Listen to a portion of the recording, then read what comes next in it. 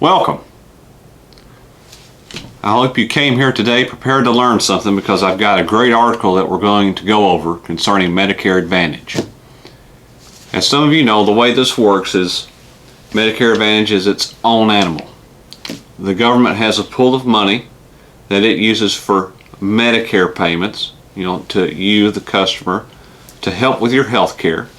And instead of giving it to you for your services, they give it to the insurance companies for reimbursements.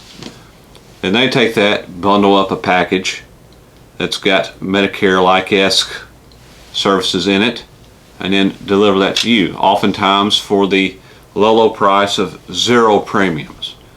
Of course, in exchange for that, we have high deductibles. The deductibles are often higher in the eastern part of the U.S. than they are in the western part of the U.S., but that's neither here nor there. But what's interesting is when the Affordable Care Act came along,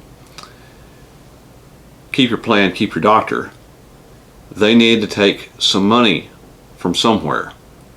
And one of the areas they were looking at was Medicare Advantage reimbursements. So I found this article from a very prestigious school of business at a very prestigious university in the United States of America. And this is what it says. I'm going to read the first part, basically the abstract of this issue brief, and let's tear this apart and see what all is going on here and see if we agree with what's being said, because I don't believe that I do. The Affordable Care Act calls for significant cuts in reimbursements to insurers providing Medicare Advantage coverage, okay, which has been the most popular alternative to traditional fee-for-service Medicare. It's practically the only alternative to fee-for-service Medicare. Opponents of these cuts argue that they carry serious negative repercussions for seniors and have lobbied successfully to force their postponement. But research suggests that cuts to Medicare Advantage reimbursements actually are unlikely to harm consumer welfare. Let's highlight that. But research suggests. The research indicates that higher Medicare Advantage reimbursements do not translate into less expensive or higher quality care for consumers. Okay? But they do benefit insurance firms, which see higher profits, some of which they channel into increased advertising to encourage more people to enroll in the Medicare Advantage plans they offer. And in bold, it states, while lower reimbursements likely would reduce insurance firm profitability, they would substantially improve the federal budget without negatively impacting the quality of care received by patients. Who believes that? All right, let's tear this apart. Go back to one of these sentences. But research suggests that cuts to Medicare Advantage reimbursements actually are unlikely to harm consumer welfare. They're unlikely, but we don't really know. And this just doesn't make sense. This is a school of business. The insurance companies are there to make money, to make profit. They have shareholders. They must produce dividends. They must produce increased cash flow each and every year. Medicare reimbursements do not translate into less expensive or higher quality care for consumers. All right, let's say that's true. Well, we've heard stories of especially the HMO style of Medicare Advantage. And let's just be honest, there's several different flavors of Medicare Advantage. You can have chocolate, strawberry, or vanilla. You can have fee-for-service type. You can have PPO. You can have HMO.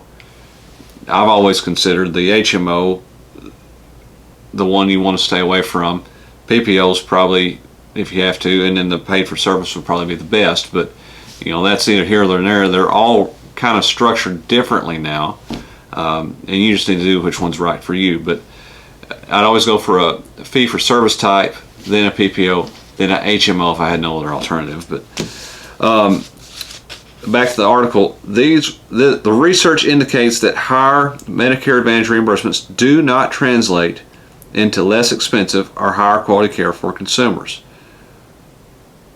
Okay, let's just say that's true. Number one, how did you get there? that's kind of a subjective statement that's going to be different with different insurance companies, and depending on the type of flavor of Medicare Advantage that we're discussing.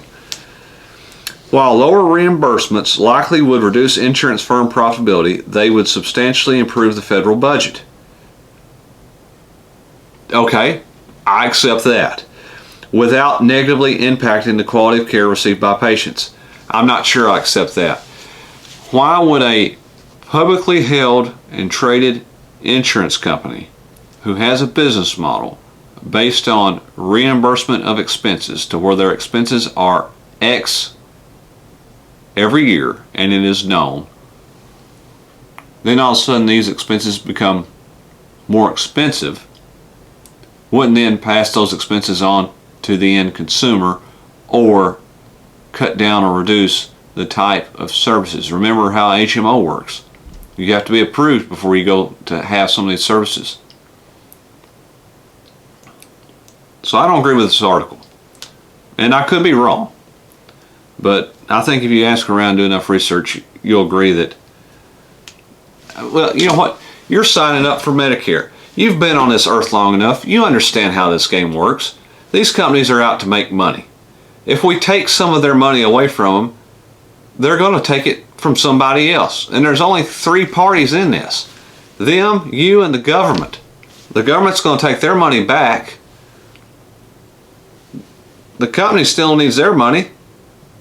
So where are they going to get it from? You're the only person left. Garbage. Thanks for watching.